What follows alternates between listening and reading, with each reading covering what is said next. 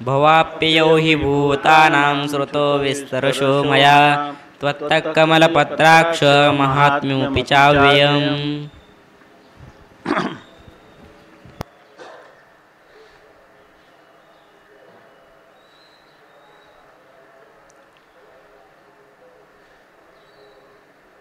जगन्नायक भगवान परमात्म्याच्या द्वारा विभूती योगाचं श्रवण केल्यानंतर आता भगवान विश्वरूप दर्शन योग या 11 अध्यायाला आरंभ करीत आहेत.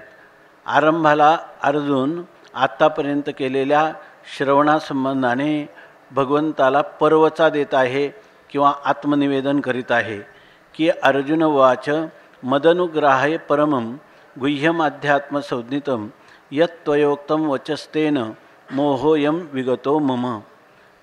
श्रोता हा नेहमी पाठीमागचं आणि पुढचं म्हणजे पूर्वोत्तर असं ग्रंथाचं चाललेलं अनुशीलन जे आहे त्याचं अनुसंधान ठेवणारा असला पाहिजे आणि तो अनुसंधान ठेवणाऱ्या श्रोत्यालाच या ठिकाणी ग्रंथाचा आशय अंतःकरणामध्ये प्रगट होतो किंवा त्याची अनुभूतीच्या दिशेने वाटचाल होते. म्हणून अर्जुन या ठिकाणी उत्तम श्रोत्याच्या भूमिकेत आणि सरळ मनाचा असणारा, अर्जुन शब्दाचाच अर्थ आहे रुजुत्वात अर्जुन हा, अर्जुन इतका सरळ मनोवृत्तीचा आहे.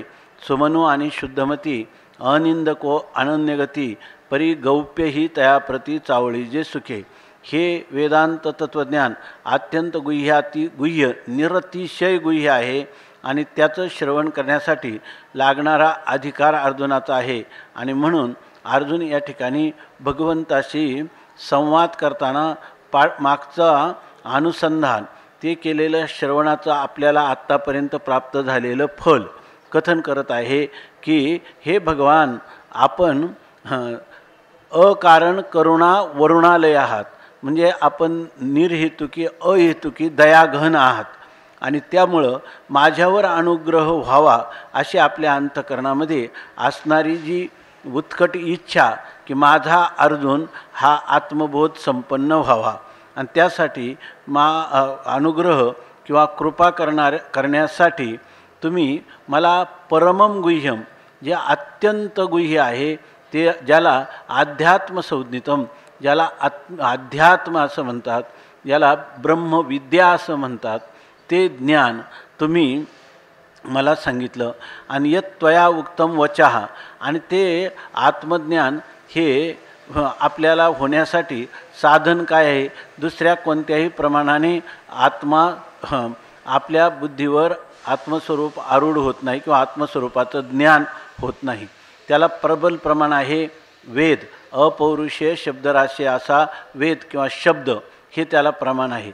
आणि जेणेकरून मला आत्मबोध होईल अशाच प्रकारच्या वाक्यांचं, वचनांचं, शब्दांचं तुम्ही उच्चारण केलं. आणि जेव्हा ते मी श्रवण केलं, एकाग्रचित्ताने श्रवण केलं, त्यावेळेला माझा असणारा आजपर्यंत आत्मानात्म या संबंधाने असणारा अविवेक, तो अविवेक जो माझ्या बुद्धीच्या ठिकाणी राहत होता, अविवेक बुद्धीच्या ठिकाणी राहतो आणि विवेकही बुद्धीच्याच ठिकाणी राहतो. परंतु तुमच्या शब्दाने मला अशा प्रकारचा यथार्थ विवेक झाला की आत्मा आणि अनात्मा, देह आणि आत्मा यांच्याविषयीचं पृथक्करण, विश्लेषण, त्यांच्यामध्ये असणारा भेद हा माझ्या बुद्धीला कळून आला. आणि त्यामुळं हा मोहोयम विगतः मम, हा माझा असणारा विवेक नाम ब्रह्मस्वरूपाविषयी असणारा अविवेक, तो अविवेक ह्या विवेकाच्या द्वारा अपगता, त्या ठिकाणी पूर्ण विगता हा विशेषेण गतः पूर्णरूपाने गेलेला आहे. म्हणजे मला आता तुमच्यापासून जे ज्ञान झालं तर ते ज्ञान वस्तुतंत्र आहे आणि ते प्रमाणाने झालेलं ज्ञान आहे. एक तर सर्वात प्रबल असणारं शब्द प्रमाण आणि त्या महावाक्याचा उपदेश तुम्ही मला केला, त्या उपदेश करता आपण स्वतः संपूर्ण जगताचे स्वामी आहात, उत्पत्ती स्थिती लयाचे कर्ते आहात, सर्वज्ञ आहात, सर्व शक्तिमान आहात आणि भक्तवत्सल आहात आणि अशा तुम्ही केलेल्या ह्या उपदेशाचा अर्थातच माझ्यावर आत्तापर्यंत प्रभाव होऊन या ठिकाणी माझं अज्ञान पूर्णपणे अविवेक पूर्णपणे निवृत्त झालेला आहे असं अर्जुन सांगतो. त्याच्यानंतर अर्जुन ह्या दुसऱ्या श्लोकात सांगतो, भवाप्ययौ हि भूतानां श्रुतौ विस्तरशो मया त्वत्तः कमलपत्राक्ष महात्म्यमपि चाव्ययम्. अर्जुन सांगतो भवाप्ययौ हि भूतानां श्रुतौ विस्तरशः मया त्वत्तः कमलपत्राक्ष महात्म्यम अपि चाव्ययम्. अन्वय, हे कमलपत्राक्ष मया भूतानां भवाप्ययौ त्वत्तः विस्तरशः श्रुतौ च अव्ययम महात्म्यम अपि श्रुतम. हे कमलपत्राक्ष म्हणजे कमळाच्या पत्राप्रमाणे किंवा पाकळीप्रमाणे ज्याचे अक्ष म्हणजे नेत्र आहेत, म्हणजे हे कमलनेत्रा, कमलासारखे तेजस्वी सौंदर्यपूर्ण माधुर्यपूर्ण ज्याचे नेत्र आहेत, अशा हे कमलनयना कमलपत्राक्ष. मया म्हणजे माझ्याद्वारा, भूतानां भवाप्ययौ भूतानां प्राणिमात्रांचे भव आणि अप्यय. भव म्हणजे प्राणिमात्रांची उत्पत्ती आणि अप्यय म्हणजे प्राणिमात्रांचा होणारा लय. तो मया माझ्याद्वारा श्रुतौ विस्तरशः, या ठिकाणी माझ्याद्वारा भूतांची उत्पत्ती आणि लय हे त्वत्तः तुझ्या मुखातून मया मी विस्तरशः श्रुतौ, विस्तरशः म्हणजे विस्ताराने, श्रुतौ ऐकले, च आणि अव्ययम महात्म्यमपि आणि तुझं असणारं अव्यय म्हणजे ज्याचा व्यय किंवा कधीच नाश होत नाही अशा प्रकारचा असणारं तुझं अविनाशी असं महात्म्य. महात्म्यम अपीच अव्ययम, अव्ययम महात्म्यम अपि, अविनाशी असणारं तुझं महात्म्य देखील ज्या महात्म्याचा भगवान, कारण तुझ्या पार नाही गुणा माझ्या अल्पमती नारायणा. भवतारकाजी सुजाना एक विज्ञावना पायापाशी, काय जाणावे म्या दिने तुझ्या भक्तीची लक्षणे, धडते तोंड धुवून परिचिंतने काळसारी. तुझं महत्त्व जर सांगायचं असलं तर तुझ्या गुणांना पार नाही आणि माझ्या अल्पमती आहे, मी काही त्याचं वर्णन करू, पण तुझ्याच मुखातून तुझे गुण मला ऐकायला मिळाले, तुझं महात्म्य ऐकायला मिळालं म्हणून. आणि ते महात्म्य कसं आहे, अविनाशी आहे. ते महात्म्य कधी त्याचा कधी क्षय होणारं नाही, ते अक्षयी आहे, अविनाशी आहे आणि ते श्रुतम इति अनुवर्तते. त्या ठिकाणी ते देखील मी ऐकलेलं आहे असं अर्जुन भगवंताला म्हणतो. म्हणजे वास्तविक उत्पत्ती आणि विनाश हे थोडक्यात नाही ऐकलं मी, विस्ताराने ऐकलं. भगवंताचं महात्म्य जे ऐकलं त्या भगवंताचं महात्म्य अविनाशी का आहे, तर तो परमात्माच अविनाशी असल्यामुळं त्या परमात्म्याचा असणारं जी महत्ता महात्म्य तेही अविनाशी आहे. आणि मला विस्तरशः 7व्या अध्यायापासून त्याचा विस्ताराने मला तू कथन केलं, निरूपण केलं आणि ते मी ऐकलं देखील असं सांगतो. याविषयी भगवान माऊली सांगतात की अर्जुन भगवंताला 1-2 उत्तर असावे, म्हणजे 1-2च वाक्य बोलला. म्हणजे पहिला श्लोक जो आहे तो भगवंताच्या अनुग्रहाने आपली काय स्थिती ही सांगणार आहे, विश्वरूप दर्शन मागितलं नाही. दुसरा जो आहे तो भवाप्ययौ भूतानां, याच्यामध्येही भगवंताचं महात्म्य भगवंताच्या मुखातून ऐकलं एवढाच भाग आहे.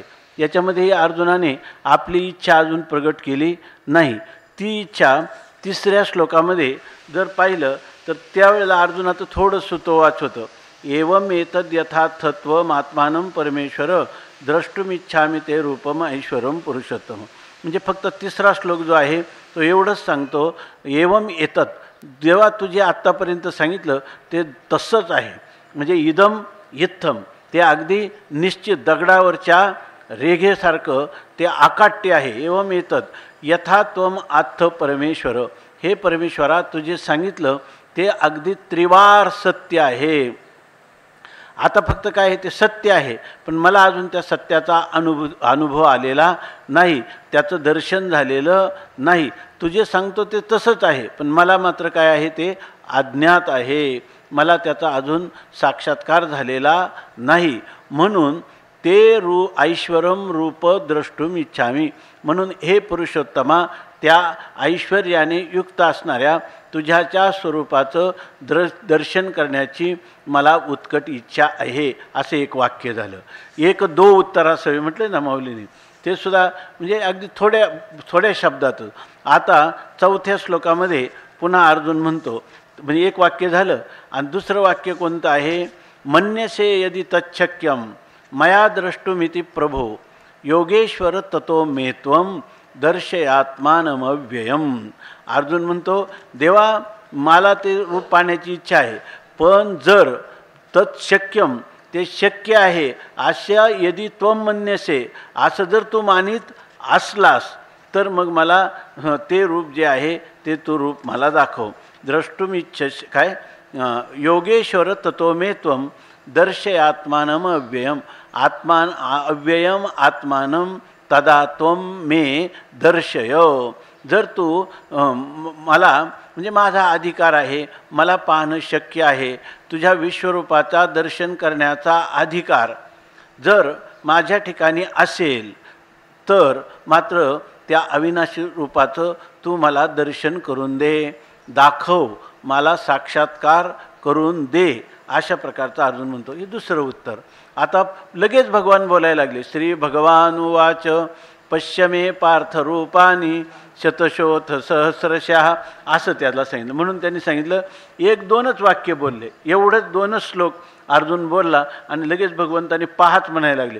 त्याला दिव्यदृष्टी द्यायचा सुद्धा परमात्म्याला विसर पडला. असं वर्णन यामध्ये माऊलीने अगोदरच केलेलं आहे.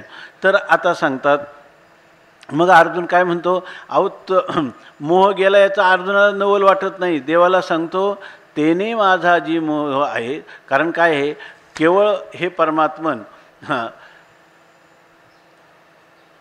तू सगळे पंचप्राण माझ्यासाठी मोकळे केले, मला समर्पण केले, मला आत्मबोध व्हावा म्हणून तू पूर्णपणे कटिबद्ध होऊन या ठिकाणी मला उपदेश करण्याला प्रवृत्त झाला.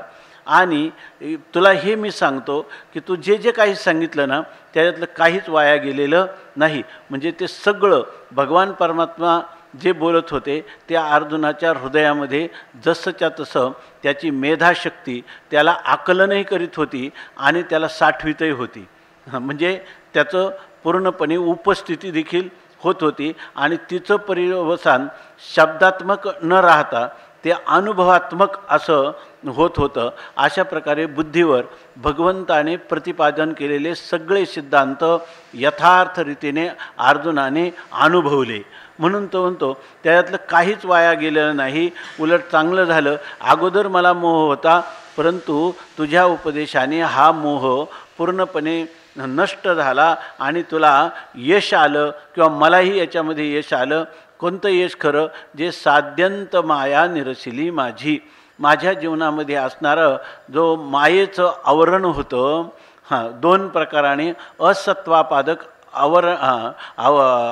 असत्वापादक, आभानापादक आणि अनानंदापादक, या तिन्ही प्रकारच्या मायेची, आवरण करणाऱ्या मायेची आत्मस्वरूपावरच राहून स्वाश्रया स्वविषया या रूपाने माझ्या आत्मस्वरूपाला आच्छादन करणारी माया त्या ठिकाणी साध्यंत म्हणजे अनादी आनंद, आपला अनादी आणि शांत असणारी माया ही साध्यंत निसरली, म्हणजे मुळापासून गेली ना अधिष्ठानाच्या ठिकाणी तिची सिद्धी होऊ शकली नाही.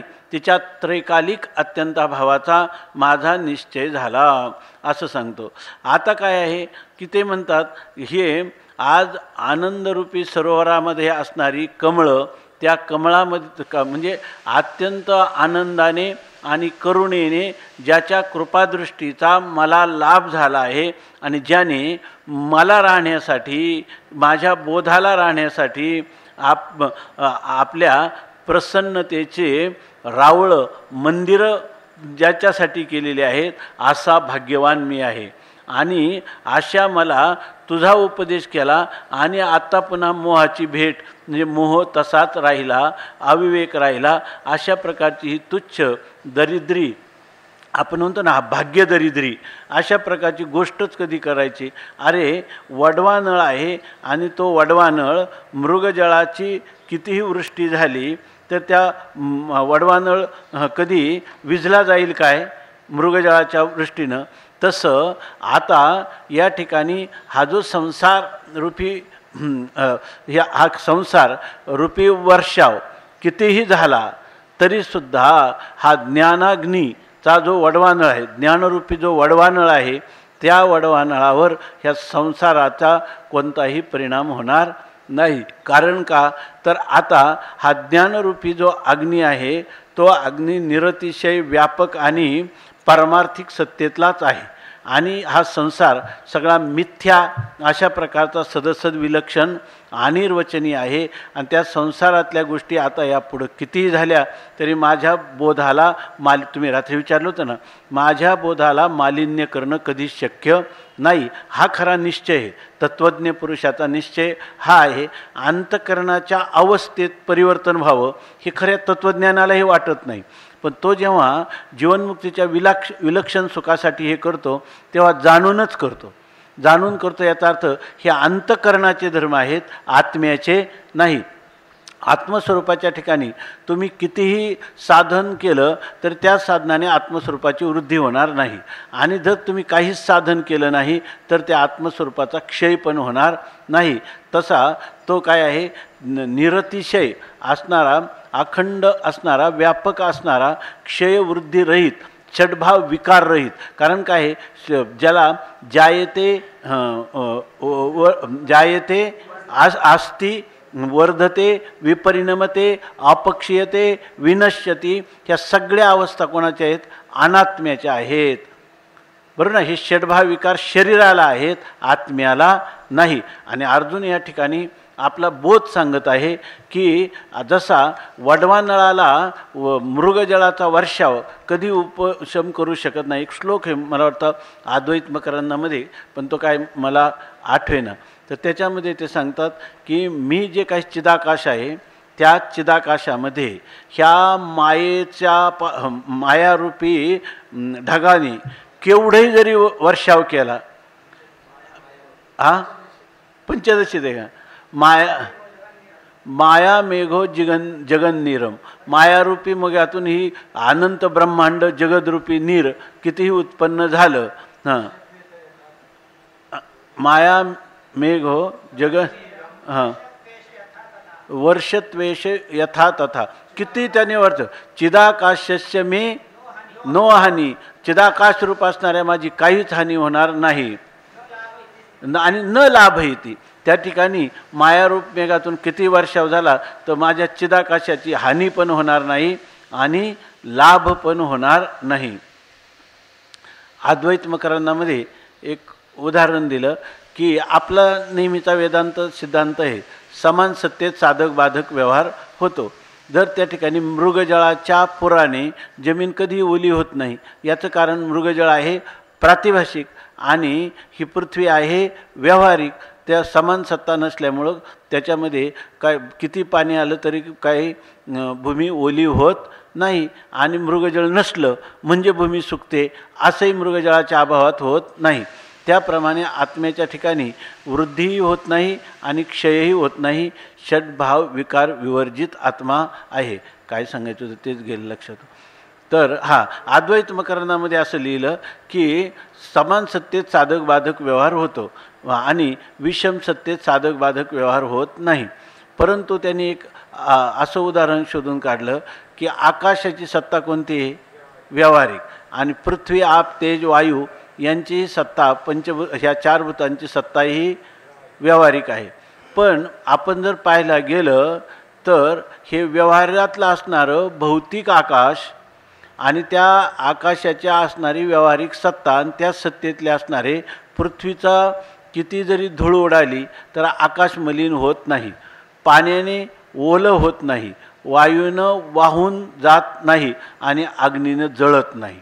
नैनम छिंदन्ति शस्त्राणि नैनम दहती पावकः न चैनम क्लेदयन्त्यापो न शोषयति मारुतः अच्छेद्योयम अदाह्योयम मक्लेद्यो शोष्य एव च नित्यः सर्वगतः स्थाणुरचलोयम सनातनः. आणि ही आत्मानुभूती अर्जुनाला दृढ झाली म्हणून तो म्हणतो केवती मृगजळाची वृष्टी वडवानळेशी. आणि त्याच्यात काय आहे, हे फक्त महावाक्य कानावर पडलं तर त्याचा प्रभाव एवढा आहे. अहम ब्रह्मास्मी ऐशी वाणी आणि एक वेळ पडता कानी अविद्या निद्रा गेली पळूनी तत्क्षणी जागिन्नला.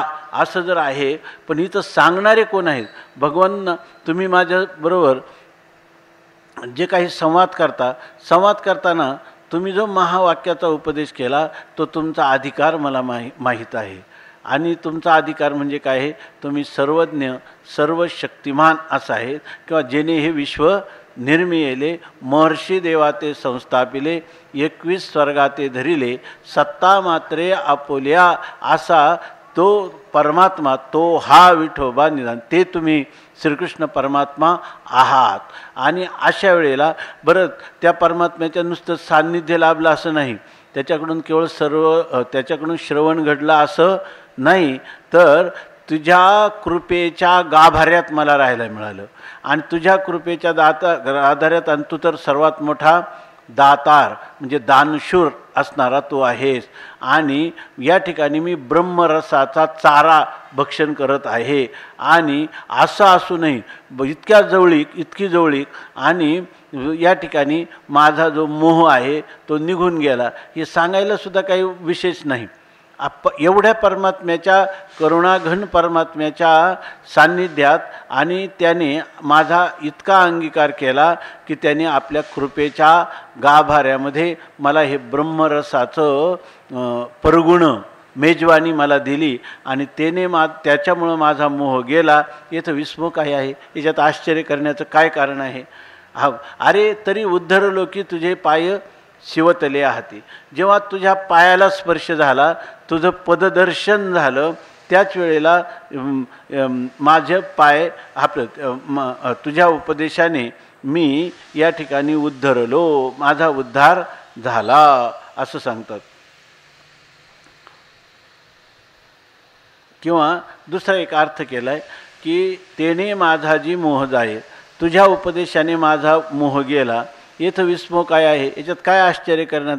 तरी उद्धरलो की, तरी मी काय, माझा उद्धार झालाच आहे की. आता उद्धार व्हायचा काय बाकी राहिलेला आहे? की तुझे पाय शिवतले आहे. तुझ्या पायाची शपथ घेऊन सांगतो. म्हणजे तुझ्या पायाची शपथ घेऊन सांगतो की माझा उद्धार हा झालेलाच आहे. असा दुसरा अर्थ काय होईल? तुझे पाय शिवतले आहाती तरी उद्धरलो की, तुझा आश्रय केला, तुझ्या पायाला स्पर्श केला, म्हणजे तुझ्या पदकमलाजवळ मी जेव्हा प्राप्त झालो तेव्हाच माझा उद्धार झाला. आता तर तिथून पुढे तू तर माझं अति जवळीकेनं अंगीकार केला आणि पुन्हा मला महावाक्याचा उपदेश केला, आता उद्धार झाला. हे म्हणणं काय फार आश्चर्यकारक गोष्ट आहे का? कृष्ण परमात्मा जो जगद्गुरू आणि त्याचा सहवास, त्याचं प्रेम मला लाभलं, त्याचा उपदेश लाभला, आणि तरी मी काही बद्ध राहणार आहे का? निश्चित माझा उद्धार झाला. आता झाला असं नाही, तुझ्या पायाजवळ प्राप्त झालो तेव्हाच माझा उद्धार झाला. म्हणजे मी जेव्हा तुझ्या जवळ आलो ना, बारकाईनं जर विचार करायचा म्हटलं तर त्यावेळेला मी जरी म्हटलं असेल, काय म्हटलो? कार्पण्य दोषोपहत स्वभाव पृच्छामी त्वाम धर्म संमूढ चेतः. मी तुझ्याकडं उपदेश कर म्हणून विनंती केली, पण असं जरी म्हणत असलो तरीसुद्धा मी जेव्हा तुला म्हणत होतो, काय दुसऱ्या अध्यायाचे श्लोक आहे अगोदरचे, की त्या ठिकाणी लाजशी ना महाघोरी कर्मी सुता, तुझी लाज काढत होतो, तू मला युद्धामध्ये प्रवृत्त करतो. दुसऱ्या अध्यायातले श्लोक पहिले, नाही दुसऱ्या अध्यायातले पहिले श्लोक ना.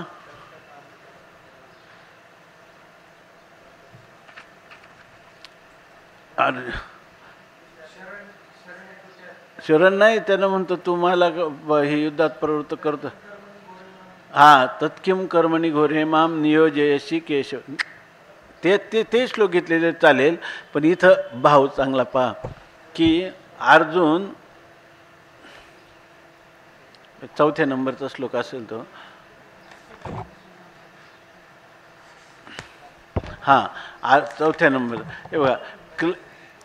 कथम भीष्ममहं संख्ये द्रोणंच मधुसूदन ईशुभिः प्रतियोत्स्यामि पूजार्हा वरिसूदन गुरून् हत्वा हि महानुभावान् श्रेयो भोक्तुं भैक्षमपीह लोके अत्वार्थकामांस्तु गुरूनिहैव भुञ्जीय भोगान् रुधिरप्रदिग्धान् न चैतद्विद्मः कतरन्नो गरीयो यद्वा जयेम यदिवानो जयेयुः यानेव हत्वान जिजीविषामस्तेव स्थितः प्रमुखे धातराष्ट्राः.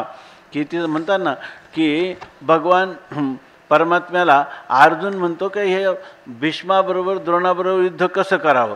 भगवान त्याला म्हणतात क्लैब्यम मास्मगम पार्थ नैतत्वयुपपद्यते क्षुद्रम हृदय दौर्बल्यम त्यक्तोत्तिष्ठ परंतप. असं म्हणताना अगदी तू नपुसकासारख्या गोष्टी करतो, हे तुला योग्य नाही. तू या हृदयाची दुर्बलता टाकून दे आणि तू उत्तिष्ठ युद्धाला सज्ज हो. आणि त्यावेळेला भगवंताचं ऐकायला अर्जुन तयार नाही. अर्जुन काय म्हणतो, कथम भीष्ममहं संख्ये, मी या युद्धामध्ये भीष्माबरोबर कसं युद्ध करू, किंवा लाजसीना माघोरी कर्मीसुता, असं जेव्हा अर्जुन म्हणतो ना तेव्हाही तुझे पाय शिवतले आहेत, तेव्हाच माझा उद्धार झालेला आहे. असं म्हणजे तेव्हासुद्धा माझा उद्धारच झालेला आहे. त्यामुळं माझा उद्धार तुझ्या उपदेशानंतर झाला हे म्हणणं काही फार आश्चर्यकारक नाही. म्हणजे कैमुत्तिक नाही. जर तुझ्या पायाजवळ आलो तेव्हाच उद्धार झाला, तर उपदेश ऐकूनही मी बद्ध राहिलो असं कसं म्हणता येईल. म्हणून तो म्हणतो की हे गेलं का कुठं. तीच गोष्ट अर्जुन म्हणतो भगवंताला, पै कमला येत डोळसा सूर्यकोटी तेजसा मिया तुझ पासोनी महेशा परिशिले आजी. खरं जर पाहिलं ना तर शिष्य आणि गुरु यांच्या सत्पथामध्ये शिष्याचा गुरूंवर त्यांच्या वचनावर असणारा आत्यंतिक विश्वास अर्थात श्रद्धा हीच खरी त्याच्या उद्धाराला कारण आहे. म्हणून श्रद्धावान लभते ज्ञानम. जर श्रद्धा अतिशय असेल तर त्याला ज्ञान होण्याला काही वेळ लागत नाही. आणि श्रद्धा नसेल तर त्याला कित्येक वर्ष कित्येक जन्म जरी गेले तरी त्याला ज्ञान होणार नाही. म्हणून रामसुखदासजींनी पुन्हा पुन्हा सांगितलेले की तद्विधी प्रणिपातेन परिप्रश्नेन सेवया उपदेक्षन्ति ते ज्ञानम ज्ञानिनः तत्वदर्शना. हाही ज्ञानप्राप्तीचाच उपाय आहे. आणि श्रद्धावान लभते ज्ञानम तत्परः संयतेंद्रियः ज्ञानम लब्ध्वा पराम शांतीम अचिरेण अधिगच्छति. हे भगवंताने सांगितलेले. आणि एकाच अध्यायामध्ये दोन्ही श्लोक आहे. पण मुमुक्षूसाठी जवळचा मार्ग, जवळचा श्लोक की ज्याने त्याला हृदयामध्ये कायमचं जवळ करावं हा श्लोक आहे श्रद्धावान लभते ज्ञानम. तर ते श्रद्धावान लभते. श्रद्धा हा सर्वात जवळचा उपाय आहे. आणि जोपर्यंत श्रद्धा कमी पडेल तोपर्यंत त्याला परिपूर्ण ज्ञान हृदयामध्ये कधीही अभिभूत होऊ शकत नाही. यत्किंचित संशय असला, यत्किंचित विपर्य असला तरीसुद्धा त्या पुरुषाचं कितीही शास्त्रज्ञान असेल तरी ततकिम अशा प्रकारची स्थिती आहे. म्हणून या ठिकाणी अर्जुन म्हणतो, आता बघा, पै कमला येत डोळसा सूर्यकोटी तेजसा मिया तुझ पासोनी महेशा परिशिले आजी.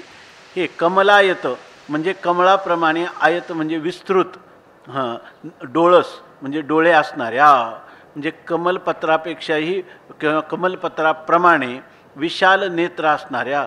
सूर्यकोटी तेजसा, सूर्यकोटी म्हणजे कोट्यावधी सूर्याप्रमाणे ज्याचं तेज आहे. तुझी ह्या निरळी कोटी चंद्र आहे का, ते कोटी चंद्रप्रकाश, इथं सूर्य या ठिकाणी सांगता कोट्यावधी सूर्याप्रमाणे तेज असणाऱ्या. हे महेशा, हे महेश्वरा, मिया तुझपासून आजी परिसले. आज मी तुझ्यापासून परिसलं म्हणजे श्रवण केलं आहे, ऐकलेलं आहे. काय ऐकले आत्तापर्यंत, तर आतापर्यंत 7व्या अध्यायामध्ये परा आणि अपरा प्रकृतीचं वर्णन केलं आणि ह्या प्रकृतीच्याही अतीत असणाऱ्या तुझ्या स्वरूपाचं परमात्म्याचंही वर्णन केलं. 9व्या अध्यायामध्येही या ठिकाणी तुझ्या स्वरूपाचं तात्विक वर्णन तू सांगितलं. एरवी भूतेना माझ्या ठाई आणि मी भूता माझी नाही, या खुणा तू काही चुको नको. आणि तिथं सांगितलं पहिलं 7व्या अध्यायातलं काय की इच्छा द्वेषा सुखम दुःखम या रीतीनं अपरा प्रकृती आणि परा प्रकृतीसुद्धा सांगितली. बरोबर ना? ह्या दोन्ही प्रकृती सांगितल्या आणि ह्या प्रकृतीचं अधिष्ठान असणारा जो पुरुष, त्या पुरुषाचंही तू कथन केलं. मग भूते हे सांगतात की ये भूते जयापरी होती. ही भूत म्हणजे प्राणी मात्र जयापरी म्हणजे ज्या प्रकाराने उत्पन्न होतात. म्हणजे हे प्राणी मात्र तुझ्या अधिष्ठानावर आध्यस्थ असणाऱ्या प्रकृतीचा परिणाम होऊन हे कशा प्रकाराने आपल्याला उत्पन्न होतात. अथवा लयाहन जैसेने जाते, किंवा हेच पदार्थ ज्या वेळेला त्याचा लय होतो तेव्हा क्रमाने ते कसे लीन होत त्या मूळ कारण असणाऱ्या काय परिणामी उपादान कारण असणाऱ्या प्रकृतीमध्ये कसे लीन होतात आणि उत्पन्न होताना त्या प्रकृतीचा परिणाम म्हणून कसे उत्पन्न होतात आणि तुझ्या अधिष्ठानाचा विवर्त म्हणून हा कार्यकारण भाव कसा भासमान होतो, हे सर्व हे मजपुढा प्रकृती विवंचिली देवे. प्रकृतीपासून उत्पन्न होतात आणि प्रकृतीमध्ये कसे लीन होतात आणि हा सर्व उत्पत्ती लयाचा व्यवहार ज्या तुझ्या अधिष्ठानावर होतो त्या मजपुढे प्रकृती विवंचिली देवे. त्या देवाने माझ्यापुढं ह्या प्रकृतीचं यथार्थ रीतीनं परा अपरा असा विभाग करून त्याचं वर्णन 7व्या अध्यायामध्ये केलेलं आहे. आणि प्रकृती किर उगाना दिदला वरी पुरुषाचाही ठाव दाविला जयाचा महिमा पांघरोनी झाला दडवता वेद. ते म्हणतात मग नुसतं प्रकृतीचं वर्णन केलं का?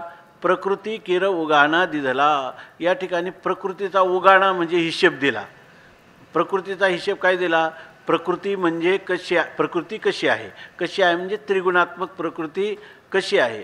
नंतर आणखी हिशेब काय दिला? ती प्रकृती कोणाच्या आश्रयाने राहते, प्रकृतीचा आश्रय पण सांगितला. नंतर त्या प्रकृतीपासून काय उत्पन्न होतं आणि कसं उत्पन्न होतं हा सगळा प्रकृतीचा हिशेब त्या ठिकाणी काय यम परा कोणता श्लोक आहे 7व्या अध्यायात? अपरा भूमी रापो नलो वायू खम्मनो बुद्धिरेवच अहंकार इति मे भिन्ना प्रकृती रष्टधा अपरेयमितस्त्वन्यां प्रकृतिम विद्धि मे परां जीवभूतां महाबाहो येदम धार्यते जगत एतद्योनीनि भूतानि सर्वानित्युपधारय अहम कृष्णस्य जगतः प्रभव प्रलयस्तथा. असं माठ सांगितलं की नाही? तेच सांगतात. मग प्रकृती किरवगाना दिदला, प्रकृतीचाही हिशेब सांगितला. पण नुसता प्रकृतीच सांगितली का? त्या प्रकृतीचं अधिष्ठान असणारा जो पुरुष आहे तो पुरुषाचाही ठाव दाविला. आणि ते पुरुष जे आहे त्या पुरुषाचंही ठिकाण म्हणजे त्या पुरुषाचं वास्तव स्वरूप, ते स्वरूपही मला तुम्ही सांगितलं. म्हणजे प्रकृती ही प्रकृतीसाठी सांगितली नाही, प्रकृती ही अध्यारोपाच्या भाषेत सांगून नंतर तिचा अपवाद करून खऱ्या अर्थाने पुरुषुशेते ह्या शरीररूपी नगरामध्ये जे शयन करतं, अधिष्ठान रूपाने राहतं, असं असणारं प्रत्यगात्मतत्व किंवा ब्रह्मरूप असणारं प्रत्यगात्मतत्व किंवा प्रत्यगात्मरूप असणारं ब्रह्मतत्व हे तू पुरुषाचाही ठाव दाविला. त्या पुरुषाचंही स्वरूप दाखवलं. आणि काय जयाचा महिमा पांघरोनी झाला दडवता वेद. जयाचा महिमा म्हणजे ज्या पुरुषाचा जो महिमा आहे तो पांघरून घेतला. म्हणजे याचा अर्थ त्यांनी कोणाचं आवरण घेतलं? वेदाने पुरुषाचा महिमा वर्णन करायचा. आपण म्हणतो ना पुरुष सूक्त, पुरुष सूक्त म्हणतो म्हणजे त्या पुरुषाचंच वर्णन केलेलं आहे. तेव्हा त्या पुरुषाचा महिमा पुरुष सूक्त हे वेदातलं आहे. आणि त्यांनी जो महिमा तो पांघरला म्हणजे त्यांनी शोभला. त्या वेदाला कोणी विचारलं असतं वेद महान काय आहे? तर निरतिशय महान असणाऱ्या परमात्म्याचं तोंड भरून वर्णन करतो आणि नुसता वर्णन करत नाही तर त्याचं संपूर्ण जीवमात्रांना प्राणीमात्रांना आपल्या स्वरूपाचं ज्ञान करून देण्यासाठी वेदांनी काय केलं, त्या भगवंताचं गुण वर्णन, त्याचं नामवर्णन, त्याच्या स्वरूपाचं वर्णन, त्यांनी वारंवार त्याच्या लीलांचं वर्णन हे सर्व केलं आणि त्यामुळं वेदू धडवता झाला, तो धड झाला म्हणजे ज्ञानाने तो अत्यंत शोभायमान झाला. कशामुळं तर त्याने आत्मतत्वाचं वर्णन केलं आणि आत्मतत्वाचा महिमा वर्णन केला. म्हणून या ठिकाणी त्या वेदाला महात्म्य, वेद धड झाला म्हणजे वेद शोभला. कशामुळं शोभला तर त्या वेदाने प्रकृतीचा हिशेब दिला, पूर्णपणे प्रकृतीचा हिशेब दिला आणि प्रकृती मिथ्या आहे असं सांगितलं. त्या मिथ्या प्रकृती निरधिष्ठान ब्रह्म होत नाही म्हणून अधिष्ठान परमात्मा सांगितला. मिथ्या प्रकृती ही मिथ्या पदार्थ अधिष्ठानाला द्वैत कधीच निर्माण करू शकत नाही असं सांगून प्रकृतीचा बाध करून, बरोबर ना, निषेध करून निषेधावधीभूत अशा आत्मतत्वाला अवशिष्ट ठेवलं आणि त्यामुळं त्या वेदाला काय झाला, महिमा प्राप्त झाला, धडवता झाला. जयाचा महिमा पांघरुणी, ज्याचा महिमा म्हणजे ज्या पुरुषाचा महिमा, जो पुरुष म्हणजे जे आत्मतत्व ब्रह्मतत्व, त्याचा महिमा त्याने सांगितला. जी शब्दराशी वाढे जिये, का धर्मा ईश्या रत्नाचे विये, ते येथीचे प्रभीचे पाये ओळगे म्हणोनी. ते म्हणतात जी शब्दराशी वाढे जिये, जी शब्दराशी म्हणजे शब्दराशी असणारा जो वेद आहे तो जिये वाढे, ज्याच्यामुळं जो वाढला, जिये नाही वाढे जिये, जिच्यामुळं नाही, वाढे आणि जिये, ज्याच्यामुळं हा शब्दराशी असणारा अपौरुषेय वेद हा वाढला म्हणजे उत्कर्षाला प्राप्त झाला. त्यांनी पुरुषाचं वर्णन केलं म्हणून त्याचा एवढा मोठा त्या वेदाचाही महिमा झाला. वेदसुद्धा महिमेला प्राप्त झाला, त्या उत्कर्षाला प्राप्त झाला. इतकंच नाही, जिये तो शब्द यस्य निश्वसितम वेदा, वेदाला जीवन कशामुळे जगतो, कशामुळे वेदाला जीवन आहे तर यस्य निश्वसितम, जयाच्या निश्वासी शब्द झाले, आपले जन्म झाले वेदराशी, तो सत्य प्रतिज्ञ पैजेशी बोलिला सुमुखे. मग त्यामुळं हा शब्दराशी वेद देखील ज्याच्यामुळं जगतो, ज्याच्यामुळं वाढतो, उत्कर्षाला प्राप्त होतो. आणि तो काय करतो, का धर्मा ऐशिया रत्नाते विये, आणि ही जी वेदस्वरूप असणारी शब्दराशी कशाला उत्पन्न करते, वेदो विहिता धर्म. वेदाने जे सांगितलं त्याला काय म्हणतात, धर्म. वेदाने ज्याला इदम करू, हे तुम्ही करा, मातृदेवो भव, पितृदेवो भव, आचार्य देवो भव, असं वेदाने काय केलं, धर्माचं कथन केलं.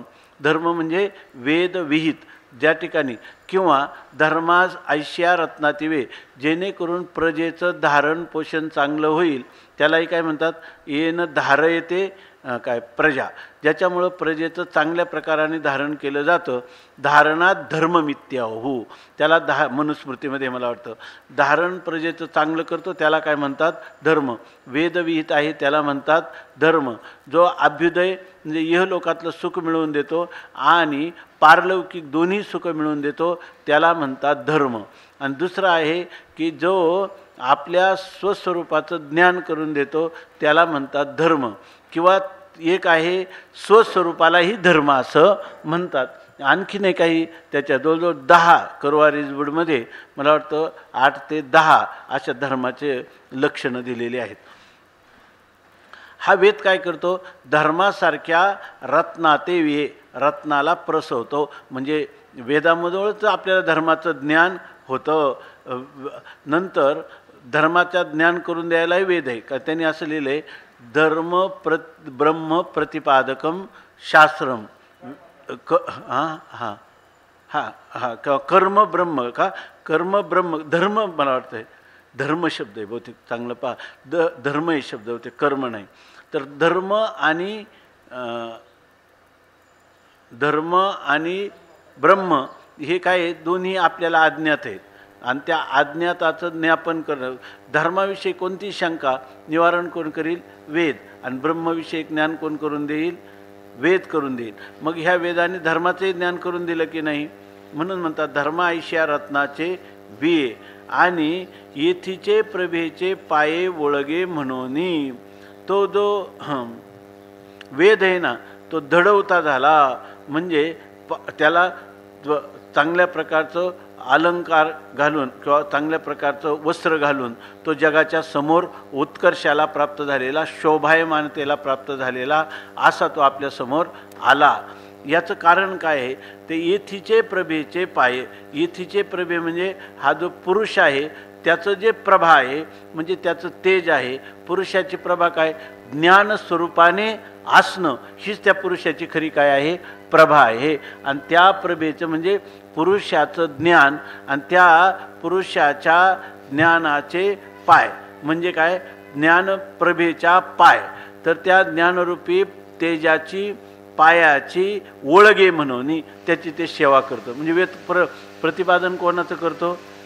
परमात्म्याचं. पण परमात्म्याचं कोणत्या? ज्ञानरूप परमात्म्याचं वर्णन करतो. किती करतो? सारखी त्याची चाकरीच करतो. पाय ओळगे त्याचं. वेद हा आपल्या आत्मस्वरूपाच्या ज्ञानाच्या उपायाचंच कथन करीत राहतो आणि म्हणून वेदाला महत्त्व प्राप्त झालं. वेदाने दुसरं काय नाही. धर्म ब्रह्म प्रतिपादकम वाक्यम वेदा. त्या ठिकाणी धर्माचं आणि ब्रह्माचं प्रतिपादन केलं आणि त्याच्यामध्ये ब्रह्माच्या विशेष रीतीनं उपनिषदाच्या भागामध्ये कोणतं प्रतिपादन केलं? ज्ञानरूप आत्म्याचं वर्णन केलं आणि म्हणून तो दडवता झाला आणि म्हणून त्या उत्कर्षाला प्राप्त झाला. ऐशे अगाध महात्म्य जे सकळ मार्गैक गम्य जे स्वात्मानुभव रम्य ते इया परी दाविले. ऐशे अगाध महात्म्य त्या पुरुषाचं असं अगाध महात्म्य आहे की ते आपल्याला वाणीला, मनाला, बुद्धीला विषय होऊ शकत नाही. हां, असं त्या परमात्म्याचं महात्म्य आहे. आज पुन्हा काय आहे? जे सकळ मार्गैक गम्य आणि त्या सगळ्या मार्गाने ते जे महात्म्य आहे त्या महात्म्याचं ज्ञान होऊ शकतं. सगळ्या मार्गाने म्हणजे कोणत्या? सकळ मार्ग म्हणजे वेदाने सांगितलेले जे मार्ग आहेत, कर्म, उपासना, ज्ञान, योग अशा प्रकारचे जेवढे मार्ग आहेत त्या मार्गैक गम्य त्या सर्वच मार्गाने त्या परमात्म्याचं ज्ञान आपल्याला होऊ शकतं. आणि ते कोणतं? तर ते सांगतात जे स्वात्मानुभवरम्य. याचा अर्थ काय आहे? साक्षात परमात्म्याचं ज्ञान, बरोबर ना? आणि परंपरेने परमात्म्याचं ज्ञान होतं. हा उपनिषद भाग काय करतो? साक्षात परमात्म्याचं ज्ञान करून देतो. आणि जो बाकी कर्मकांड किंवा उपासना सांगणारा भाग आहे तो अंतःकरण शुद्धी आणि स्थिरता याच्याद्वारा परमात्म्यापर्यंत नेऊन पोचवतो. म्हणून सकळ मार्गैक गम्य. तुम्ही म्हणा सगळ्या मार्गाने परमात्मा मिळतो म्हणजे याचा अर्थ काय होईल? क्रमसमुच्चय होईल का समसमुच्चय होईल? समसमुच्चय होईल. पण समसमुच्चय माऊलींना मान्य नाही. मग तरी माऊली म्हणतात सकळ मार्गैक गम्य. सगळ्या मार्गाने तो एक परमात्माच त्या ठिकाणी गम्य जाणला जातो. पण कधी एक काही मार्गाने साक्षात आणि काही मार्गाने परंपरेनं किंवा क्रमसमुच्चयाने जाणला जातो. म्हणून सकळ मार्गैक गम्य. आणखी पुन्हा काय आहे? तो स्वात्मानुभव रम्य. आणि हा परमात्मा कसा आहे? ऐशे अगाध महात्म्य जे सकळ मार्गैक गम्य आणि जे स्वात्मानुभव रम्य. आणि जे स्वात्मानुभव म्हणजे मीच ते आत्मा आहे. स्वात्मानुभव म्हणजे तो माझाच आत्मा आहे जो परमात्मा आहे. त्या परमात्म्याचं महात्म्य जाणत असताना वेदाच्या द्वारा आपल्याला काय कळतं? तर तो परमात्मा आहे, तोच मी आहे अशा प्रकारचा अनुभव येतो. आणि त्या अनुभवामुळं हे अत्यंत रम्य झालेलं आहे. म्हणजे महात्म्य जे ह्या वेदाने वर्णन केलेल्या परमात्म्याच्या महात्म्याला अधिक रमणीयता प्राप्त होते. आणि कधी होते? स्वात्मानुभवरम्य. आपल्याला तोच परमात्मा माझा आत्मा आहे अशा प्रकार तो रम्य आहे असा अनुभव घेतला असता त्याला ते काय सांगायचं? स्वात्मा ते या परी दाविले अशा प्रकाराने ते दाखवलेलं आहे. कोणी? वेदाने सांगितलेलं आहे. वेदांनी हे सांगितलं की सगळ्या मार्गाने अखेर तुमच्या गंतव्य असणाऱ्या मोक्षापर्यंत जाता येतं. आणि ही गोष्ट ज्या वेळेला तुम्हाला स्वात्मानुभव येईल त्या परमात्म्याच्या, त्यावेळेला ते अत्यंत रमणीय आहे, असं आहे. तो परमात्मा अत्यंत रमणीय आहे. ही गोष्ट या परी दाविले. या प्रकाराने कोणी दाखवलं? वेदाने आपल्याला दाखवलेलं आहे. जैसा केरू फिटली आभाळी दिठी रिगे सूर्यमंडळी का हाते सारोनी बाबुळी जळ देखिजे. आता समजतात जैसा, ज्याप्रमाणे आभाळी केर फिटलिया. काय आहे की आभाळ म्हणजे ढग आलं आणि ते आता ढग म्हणजे हे कोणी जणू काय आकाशामध्ये आलेला केर आहे आणि तो केर फिटला म्हणजे नाहीसा झाला. म्हणजे आपल्या आकाशातून मेघ निघून गेले असता, मेघ विरून गेले असता. दिठी सूर्यमंडळी रिगे. डोळ्याची दृष्टी काय होते? मग आकाशात जर मालिन्य म्हणजे ढगांचा कचरा असेल, मालिन्य असेल तर तोपर्यंत आपल्याला सूर्य दिसत नाही. दृष्टी आहे पण सूर्यमंडळापर्यंत जाऊ शकत नाही. पण जर आभाळरूपी केर कचरा निघून गेला तर दिठी सूर्यमंडळी रिगे, आपली दृष्टी ही त्या सूर्यमंडळापर्यंत जाऊन पोचते. किंवा का हाते सारुनी बाबुळी जळ देखिजे. का म्हणजे अथवा हाते बाबुळी सारुनी, हाताने आपण शेवाळ दूर केलं तर आपल्याला जळ देखिजे, जळ दिसतं. ना तरी उकलून या सापाचे वेढे जैसे चंदना खेव देणे घडे मग अथवा विवशी पळे मग चढे निधान हाता. ना तरी अथवा सापाचे वेढे उकलून या. जर एखाद्या माणसाला चंदन आहे आणि त्या चंदनाचा सुगंधी वृक्षाला आलिंगन करायचं झालं, पण आपल्याला एक माहीत आहे का सर्प जो असतो आपल्या विषामुळं त्याला त्याच्या अंगाचा दाह होतो. म्हणून त्या दाह शमन करण्यासाठी तो चंदनाच्या झाडाला खोडाला नेहमी सर्पांचा विळखा असतो. पण एखाद्याला चंदनाला आलिंगन द्यायचं झालं तर पहिलं त्यांनी काय करावं लागेल? तर सापाचे वेढे उकलून या. त्याने सापाच्या वेढे तिथून उकलून म्हणजे सापाला दूर केलं तर मग जैसे चंदना खेव देणे घडे, मग त्याला चंदनाला आलिंगन देता येईल. किंवा विवशी पळे मग चढे निधान हाता. आता निधान म्हणजे एखादा द्रव्याचा भांडार किंवा खजिना पुरलेला असतो आणि त्याच्यावर कोण असते? विवशी किंवा हाडळ असते किंवा पिशाच्य असतं. जर तुम्हाला तो धनाचा ठेवा हाताला यायचा असला तर विवशी पळे, तिथून ते हाडळ निघून गेली पाहिजे. मग निधान हाता चढे, मग तुमच्या हाताला ते जे धन आहे ते धन किंवा तो द्रव्याचा ठेवा भांडार तुमच्या हाताला येईल. तसं अर्जुन सांगतो, तैशी प्रकृती हे आड होती ते देवेची सारोनी परवती मग परतत्व माझे मती शेजार केले. तैशी त्याप्रमाणे प्रकृती हे आड होती, मला परमात्म्याशी ऐक्य होण्याविषयी प्रतिबंध कोणता होता? प्रकृतीचा. ती प्रकृती परमात्म्याच्या ऐक्यामध्ये काय आम्हाला एक आडसर झाला होता प्रतिबंध रूपाने. परंतु हा आडसर कोणी दूर केला? ते देवेची परवती सारुणी. ह्या भगवान परमात्मा तुम्ही आमच्या जीवनात आले आणि तुम्ही त्या मायेच्या पडद्याला हटवलं आणि मग काय केलं? परतत्व माझे मती शेजार केले.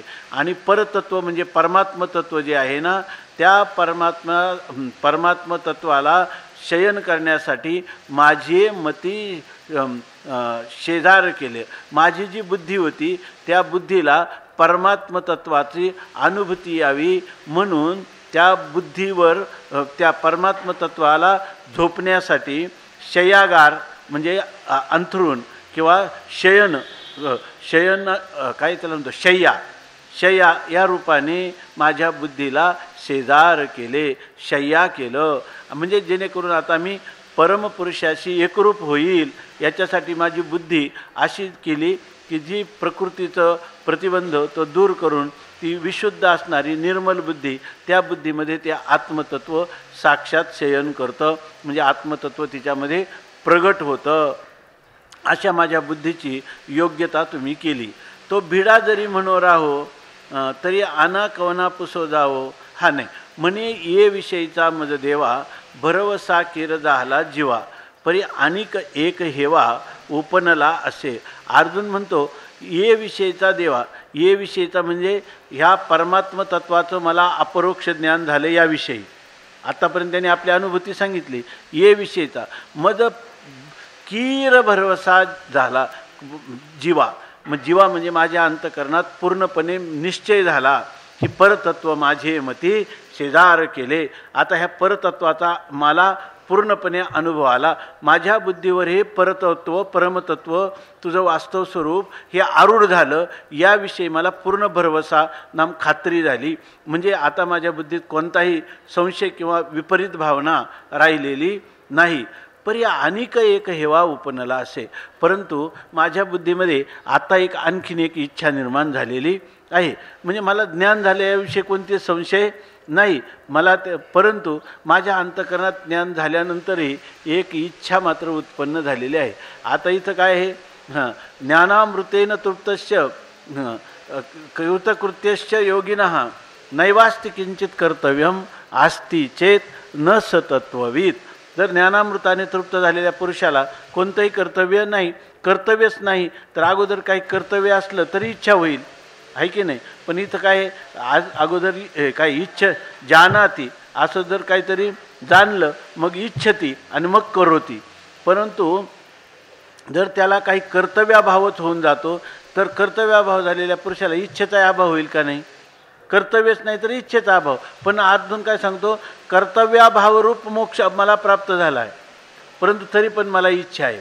असू शकते इच्छा, असू शकते. ही इच्छा कशी आहे, बाधित इच्छा असू शकते असं सांगतात. जीवनमुक्त पुरुषालाही ही इच्छा होऊ शकते. याचं उदाहरण कोण आहे, अर्जुन स्वतः सांगतो मला ज्ञान झालं आणि मला इच्छा आहे. आता तो म्हणतो परंतु असं होतं का, अरे जर इच्छा झाली ना श्रीगुरूजवळ किंवा आपल्या इष्टदेवतेसमोर ती आत्मनिवेदन केली पाहिजे, आहे की नाही. पण ते करण्याचं धाडस कोणाचं होत नाही. असं जर म्हटलं तर अज्ञान पदरात घ्यावं लागलं असती चेत, आहे की नाही. अर्जुन हा हे भीड धरत नाही आणि अशी नसलीच पाहिजे. असलं तर मला अजून असं वाटत का राहत असं तरी म्हणावं, म्हणजे त्याचा निर्णय होईल, आहे की नाही. आणि हे सुद्धा कालच्या शंकेचं उत्तरच आहे की नाही. आणि ये विषयीचा मज देवा भरवसा किर झाला जीवा परी अनिक हे कहेवा उपनला असे. तो भिडा जरी म्हणो राहो, तर त्या ठिकाणी भिडेने आपण जर म्हणायला राहू द्या, जरी इच्छा झाली तरी नको प्रगट करायला, ऐका नाही. ते नंतर सांगतो.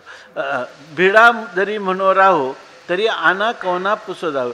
आता भिडेने काय, आपल्याला तत्त्वज्ञान झालं एवढं आपण बोललो आणि आता जर सांगायला लागले की आम्हाला एक इच्छा झालं म्हणजे आता राहू देत, म्हणजे आता ही सांगायला नको. पण दुसरी एक गोष्ट आहे, आता हिचा परिहार होईल कुठं. इच्छा तर झालेली आहे आणि देवाला तर सांगायची नाही, कारण मध्ये काय झाले, भीड हे संकट आलं की हे भिडेनं परमात्म्याला.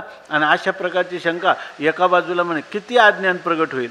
एकदा म्हणतो की तुझे पाय शिवतले आहात तेव्हाच उद्धरलो, आणि आता पुन्हा म्हणतो की मला इच्छा आहे असं म्हणतो. म्हणून भिडा जरी म्हणू राहो, भिडेने राहू दे म्हणू तरी आना कवना पुसो जावं. तर आता हे विचारायला कोणाकडे जायचं, हे पुसायचं कोणाला, आहे की नाही. आपल्याकडे जर एखादा मनुष्य व्यवहारात म्हटला ना त्याला पुसून ये, तर लोक म्हणतात हा अडाणी माणूस आहे. पण ज्ञानेश्वर महाराजांनी ही भाषा आहे म्हणून हे सगळे शब्दप्रयोग आपण केले पाहिजेत. याच्यामध्ये तुला पुसत होते आई असं म्हटलं पाहिजे. म्हणजे हा एक शब्दाचं मराठी वाङ्मयातला एक एक शब्दप्रयोग जतन केला पाहिजे. पुसू नका बाई वेदा, म्हणजे आपल्या संत वाङ्मयात अनेक ठिकाणी आलं. खरं तर आजची स्थिती अशी आहे का मराठी वाङ्मयातल्या शिव्यांचं सुद्धा जतन केलं पाहिजे. त्यासुद्धा खूप अर्थपूर्ण आहेत, आहे की नाही. अशी स्थिती आहे. इंग्रजी मीडियममधल्या लोकांना शिव्या पण देता येत नाही. जे त्याच्यातले काही ठराविक शब्द आहे जे अर्थही नाही, फक्त भाव चेहऱ्यावरचा पाहून वाटतं की आपल्याला हा काहीतरी शिव्या देतो, बाकी काही नाही. ते आमची आई म्हणायची, तिला इंग्लिश कळत नव्हती, मग तिला कळू नये म्हणून जर एखादा विषय जर आपण इंग्लिशमधून बोललं तर ती म्हणायची कळलं मला म्हणायची. कारण एखादं नाव घेतलं त्यावेळी कालचा जो विषय त्या संबंधाने असेल त्याच्यावरून ते अंदाज काढून घ्यायचे सगळा याच्यामध्ये. तसंच इंग्लिशमध्ये हे मराठीमध्ये जे त्याचे बारकावेत तेवढी सोय शिव्यांची सुद्धा इंग्लिशमध्ये नाही. तो भिडा जरी म्हणू राहो तरी आना कवना पुसो जावं. काय तुझं वाचोनी ठावो जाणत आहो आम्ही, तुझ्या वाचून दुसरं एखादं ठिकाण आम्हाला माहीत आहे का? म्हणजे आम्हाला दुसरा आधार आहे का कोणी? तू सोडला तर आम्हाला जगात कोणीच दुसरा आधार नाही. आता काय होईल जर आम्ही तुला विचारलं नाही तर स्थिती काय होईल? त्यासाठी सांगतात, जळचर जळाचा आभार धरी, बाळपण स्तनपाणी उपरोध करी, तरी तया जिनया श्रीहरी आन उपाय असे. भगवंताला आक्षेपार्थाने अर्जुन विचारतो. एखाद्याने जळचर म्हणजे जळामध्ये राहणारे मासे वगैरे हे जे प्राणी आहेत त्यांनी जळाचा आभार धरी, त्यांना जळाचा काय वाटला? पाण्यामध्ये राहतात आणि पाण्याचा काय झाला? अहो ह्या पाण्यामध्येच कायम राहायचं आहे की नाही, आणि पाण्याचे काय कायमचं उपकार करून घ्यायचे आहे की नाही, आणि त्या उपकाराचा केवढं ओझं आपल्यावर आहे असं जर त्यांनी समजलं आणि पाण्याचा काय केला? त्याग केला, तर काय होईल? त्यांना मरणाला सामोरं जावं लागेल. आता बाळक स्तनपाणी उपरोध करी, आणि जे लहान बालक आहे ना त्यांनी काय केलं? आईचं स्तनपान करण्यामध्ये त्यांना काही झालं तर हे स्त्रीजात, आणि स्त्री जातीचं मी दुग्धपान करावं म्हणून त्यांनी काय केलं? आईच्या दूध प्राशन करण्याचा त्याग केला, त्याच्यामध्ये संकोच केला. तर काय? तर ते खूप दीर्घायुष्य होईल नाही का? हां, का ते मरून जाईल. तरी तया जिनया श्रीहरी आन उपाय असे, तर तया जिनया त्याला जगण्यासाठी आन उपाय असे, दुसरा काही उपाय आहे का? अर्थात कोणताच उपाय नाही. म्हणून भीड साकडी न धरवे, जेव्हा आवडे तेही तुझं पुढा बोलावे, तव राहे म्हणितले देवे चाड सांगे. म्हणून अशा प्रकारची स्थिती आहे. म्हणून अर्जुनाने हे सगळा विचार केला. म्हणून गुरुपुढं कधी इष्टदेवतेपुढं आपलं मन जे आहे ते पूर्णपणे मोकळेपणाने सांगावं. म्हणून ते सांगतात भीड साकडी न धरवे. तो म्हणतो भीड साकडी म्हणजे भिडेची अडचण आहे ना ती न धरवे, ते धरू नये बा. म्हणजे भीड काय त्याला म्हणतात? तुका म्हणे भीड खोटी आणि लाभ विचाराचे पोटी. भीड ही मनुष्याला सगळ्यात जास्त त्रासदायक आहे. स्वामी महाराज एक ग्राम्य म्हण सांगायचे, म्हणून भीड साकडी न धरवे. भिडेचं संकट आता आम्ही धरणार नाही, हे मानणार नाही. जेव्हा आवडे तेही तुझं पुढा बोलावे. जे आम्हाला वाटेल ते आम्हाला जेव्हा आवडे ते म्हणजे आम्हाला जे आवडेल ते तुझं पुढा बोलावे, तुझ्या पुढं बोलावं का वाटेल ते आम्हाला जे मनात अंतकरणात जी इच्छा होईल तर ती तुझ्या पुढं स्पष्ट बोलावी. आणि तो राहे म्हणितले देवे चाड सांगे. तेव्हा देव काय म्हणे? राहे म्हणजे आता नको बोलू, पुढं कळलं मला तुझं काय आहे ते, चाड सांगे. आता तुझी काय इच्छा आहे ती सांग, असं भगवान काय म्हणतात? अर्जुनाला म्हणतात. आणि मग अर्जुन आता काय आहे ते सांग म्हटल्याबरोबर अर्जुन म्हणतो एवमेतद्यथार्थत्वमात्मानं परमेश्वर द्रष्टुमिच्छामि ते रूपमैश्वरं पुरुषोत्तम. एवमेतद्यथार्थत्वमात्मानं परमेश्वर द्रष्टुमिच्छामि ते रूपमैश्वरं पुरुषोत्तम. एवमेतद्यथार्थत्वमात्मानं परमेश्वर द्रष्टुमिच्छामि ते रूपमैश्वरं पुरुषोत्तम. पुंडलीकवरदा हरिविठ्ठल श्री ज्ञानदेव तुकाराम ज्ञानेश्वर महाराज की जय.